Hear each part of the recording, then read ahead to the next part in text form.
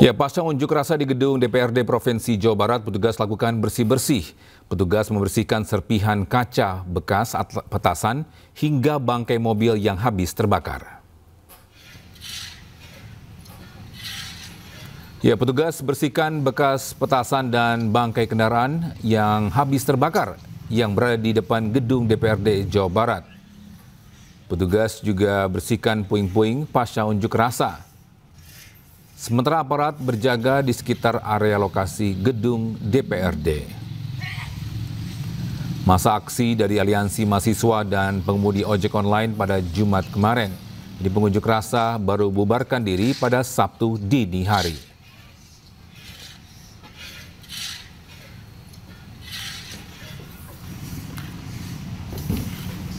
Sementara itu, Wali Kota Bandung Muhammad Farhan turun langsung meninjau sejumlah fasilitas publik yang mengalami kerusakan akibat aksi unjuk rasa pada Jumat kemarin. Ya, seperti inilah wajah pusat Kota Bandung Sabtu pagi pasca unjuk rasa di depan kantor DPRD Provinsi Jawa Barat yang berlangsung pada hari Jumat kemarin.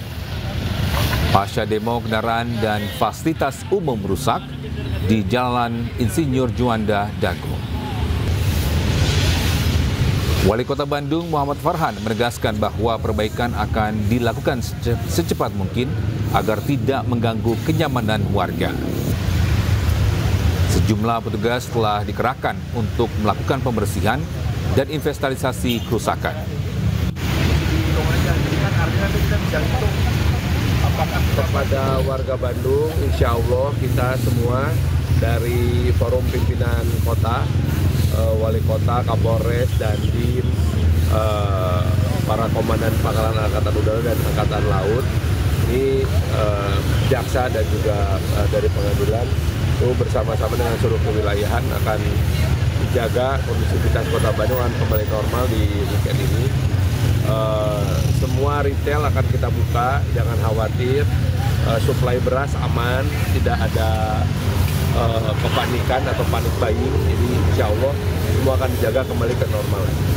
Untuk para wisatawan, hasil pengecekan kita memastikan bahwa tidak ada hotel atau tempat wisata yang diserang, semuanya aman, alhamdulillah baik. Jadi wisatawan tidak perlu khawatir. Kami dari pemerintahan Kota Bandung menjamin keamanan dan kenyamanan insya Allah. Terima kasih masih bersama kami di News Siang. Pemirsa, suasana harum menyelimuti pemakaman Afan Kurniawan, pengemudi ojek online yang meninggal dunia dalam insiden penjompongan Kamis malam. Pemakaman juga dihadiri Kapolda Metro Jaya yang menyampaikan permohonan maaf pada keluarga Afan.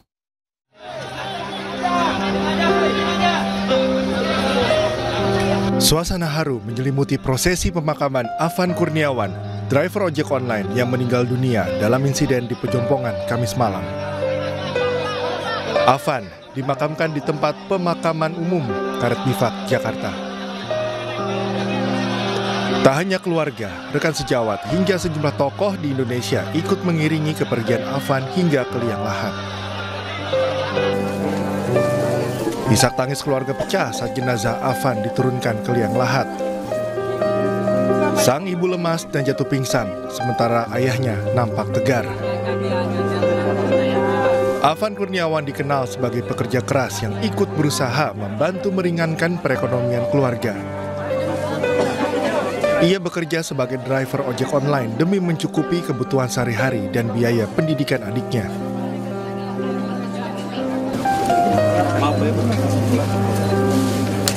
Sementara Kapolda Metro Jaya, Irjen Polisi Asep Edi Suheri menghadiri pemakaman driver ojek online Afan Kurniawan yang tewas dalam insiden di Pejompongan pada Kamis malam.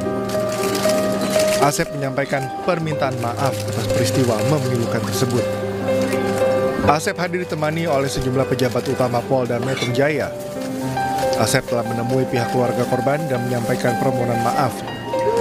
Hal ini dilakukan sebagai bentuk dukungan dan kepastian hukum terhadap insiden yang menimpa Afan. Tim Liputan iNews melaporkan.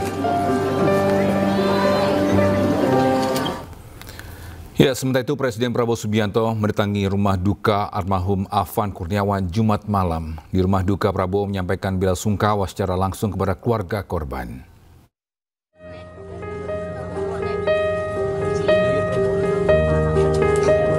Presiden Prabowo Subianto datang bersama rombongan ke rumah duka Afan Kurniawan di kawasan Menteng Pulo, Jakarta pada Jumat malam.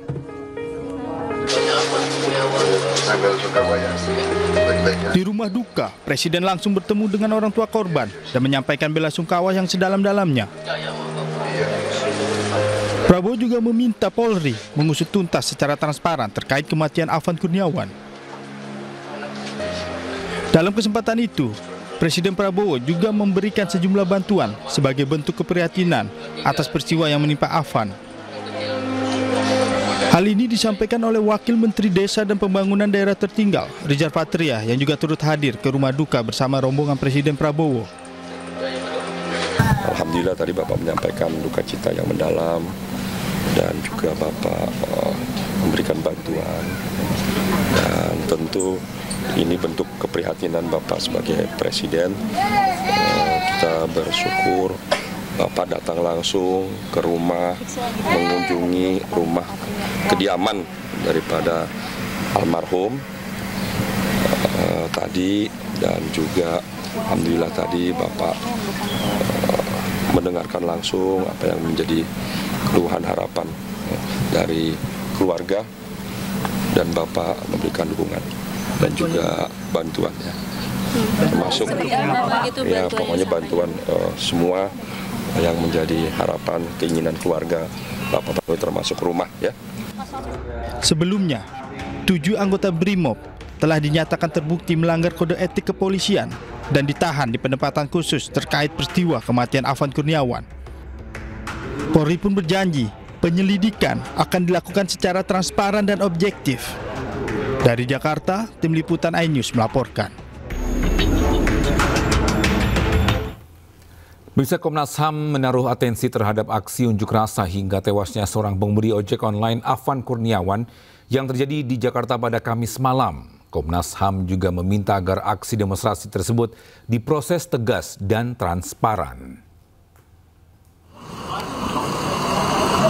Ya, Ketua Komnas HAM Anies Hidayah menaruh atensi terhadap aksi demonstrasi yang terjadi pada Kamis malam. Komnas HAM telah meminta keterangan kepada pihak terkait serta ketujuh pelaku yang sudah diperiksa oleh Propam yang menewaskan seorang pengemudi ojek online Afan Kurniawan di kawasan Pejompongan, Jakarta. Pihak Komnas HAM sesalkan korban jiwa dalam aksi demonstrasi di depan gedung DPR RI pada Kamis petang dan meminta agar peristiwa ini dapat diproses secara tegas dan hukum dan transparan.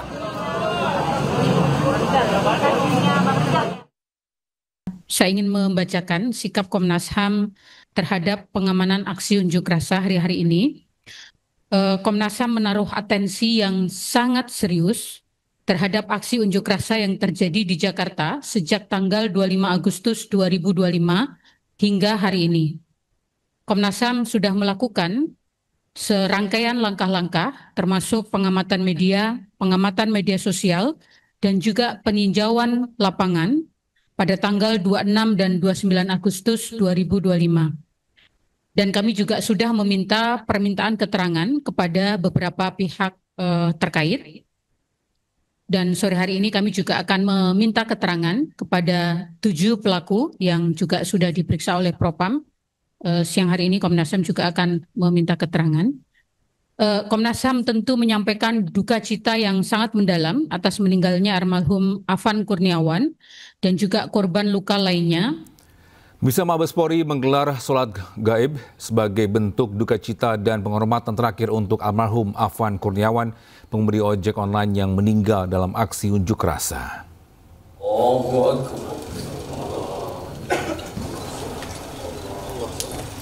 Ya, suasana hikmat menyelimuti Masjid Divisi Humas Polri yang terletak di lantai 3 Gedung Divisi Humas Mabes Polri, Jakarta. Slot gaib ini digelar sebagai bentuk duka cita dan penghormatan terakhir untuk almarhum Afan Kurniawan, pengemudi ojek online yang meninggal dunia dalam aksi unjuk rasa. Selain itu, slot gaib ini menjadi bentuk kepedulian dan empati institusi Polri terhadap musibah yang menimpa salah satu anggota masyarakat. Lebih dari sekedar doa untuk almarhum, kegiatan ini juga menjadi momentum refleksi spiritual dan sosial.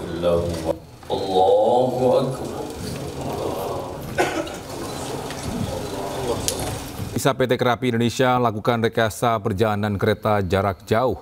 Hal ini imbas penutupan ruas jalan di sekitar stasiun Pasar Senen akibat adanya unjuk rasa.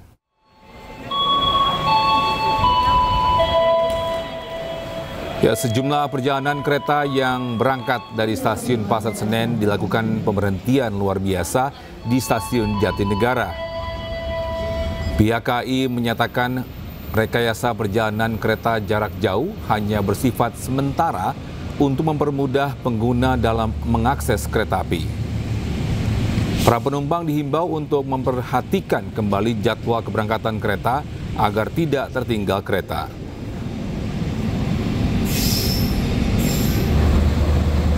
PT KAI Daup 1 Jakarta melakukan pemberhentian luar biasa di stasiun Jatinegara untuk sejumlah kereta api jarak jauh yang berangkat dari stasiun besar Pasar Senen.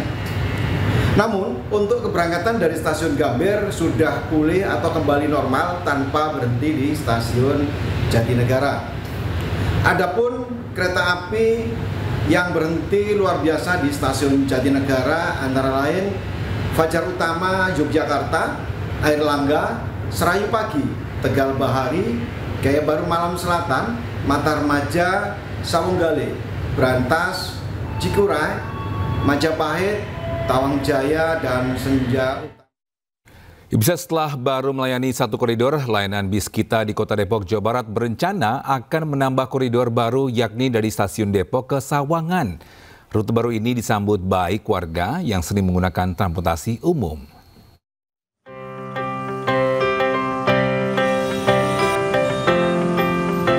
Dinas Perhubungan Kota Depok berencana akan menambah satu koridor baru layanan bis kita Trans Depok. Sebelumnya, bis kita sudah 1 tahun beroperasi dengan rute Terminal Depok Stasiun LRT Harjamukti, di mana perharinya bis kita mengangkut 6.000 penumpang.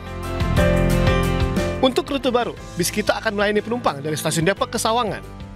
Dan nanti kita sesuai dengan kajian dan kebutuhan yang jelas saat ini sudah ada ke wilayah timurnya, pasti ke wilayah baratnya. Seperti apa nanti pengembangan yang akan kita lakukan di beberapa koridor nanti. Meski baru 1 tahun beroperasi, kehadiran bis kita disambut warga pengguna transportasi umum. Meski saat ini bis kita masih gratis, namun warga berharap tarif ditetapkan bisa terjangkau. Berbayar sih nggak apa-apa, tapi jangan mahal-mahal, itu aja, terjangkau untuk anak sekolah, untuk ibu-ibu kita yang tidak bekerja, gitu loh. Saat ini layanan bis kita Trans Depok memiliki 15 armada bus dan 1 bus cadangan, dengan 46 titik pemberhentian dan 12 halte. Dari Depok, Jawa Barat, Iyung Rizky, iNews melaporkan. Ya, bisa anomali tingginya harga beras terjadi di tengah stok beras yang melimpah. Pemerintah berjanji akan mencoba segala cara untuk menstabilkan harga beras.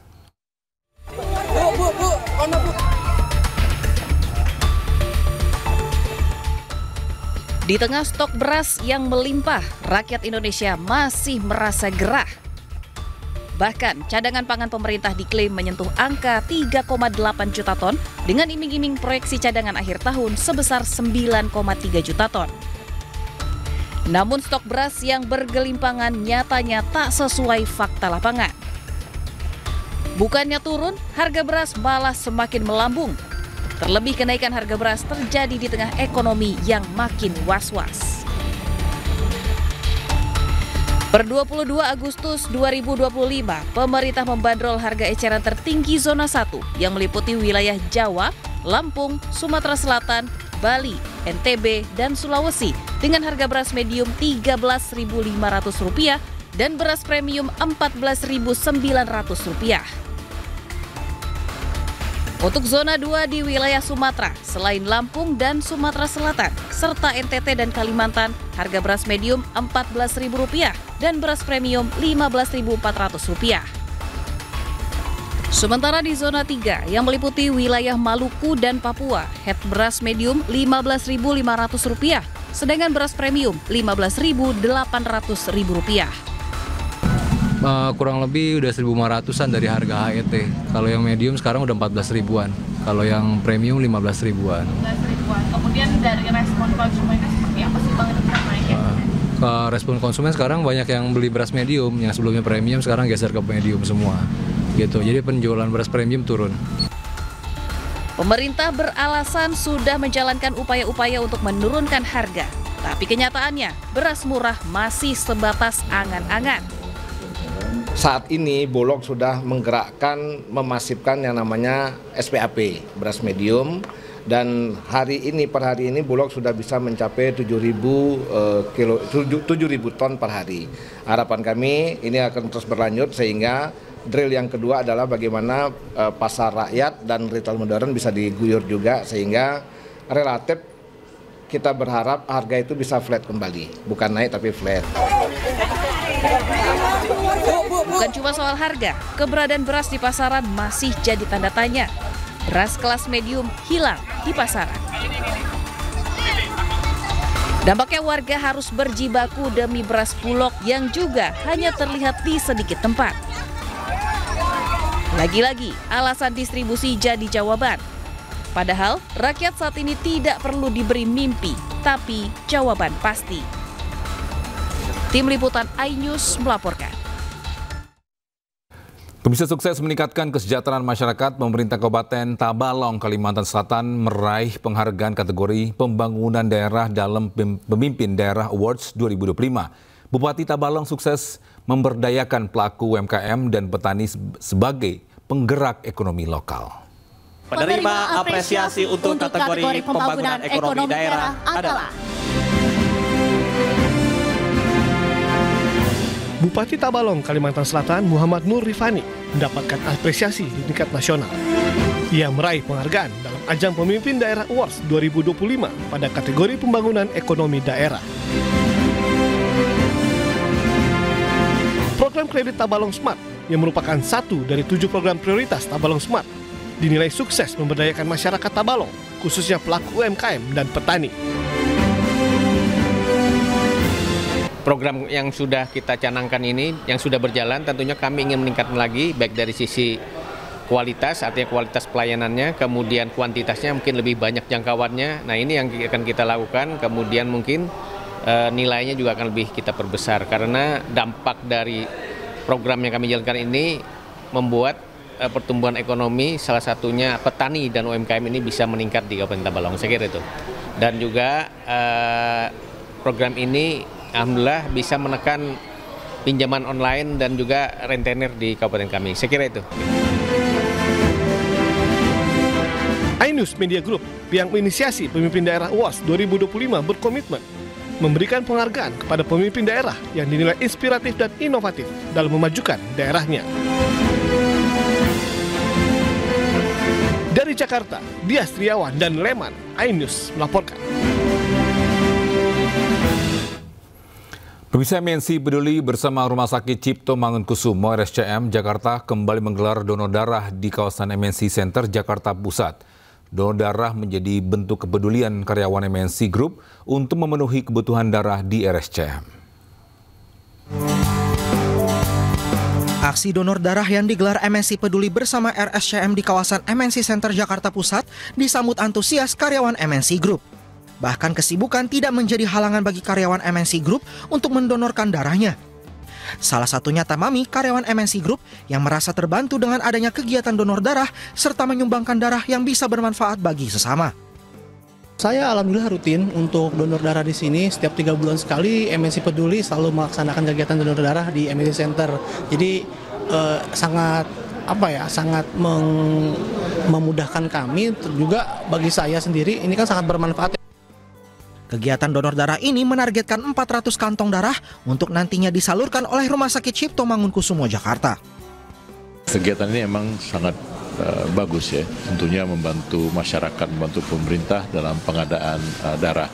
seperti mana kita ketahui, rumah-rumah sakit sangat memerlukan darah untuk masyarakat kita. Jadi ini bagus sekali, dan hari ini target kita tidak begitu banyak, hanya 400 kantong dari karyawan. Kegiatan sangat positif ya, di mana seperti kita tahu bahwa RSCM itu sangat membutuhkan darah dari pendonor sukarela, sehingga kebutuhan darah di RSCM dapat kami penuhi. Dari satu darah donor itu kita bisa olah 3 komponen darah. Jadi istilahnya satu pendonor sebenarnya bisa menyelamatkan 3 nyawa. MNC Peduli rutin menggelar donor darah setiap 3 bulan sekali untuk memberikan kesempatan bagi para karyawan MNC Group mendonorkan darahnya untuk mereka yang membutuhkan. Selain itu, donor darah juga sangat bagus untuk kesehatan pendonor. Dari Jakarta, Dias Triawan, Eri Nugraha, iNews melaporkan.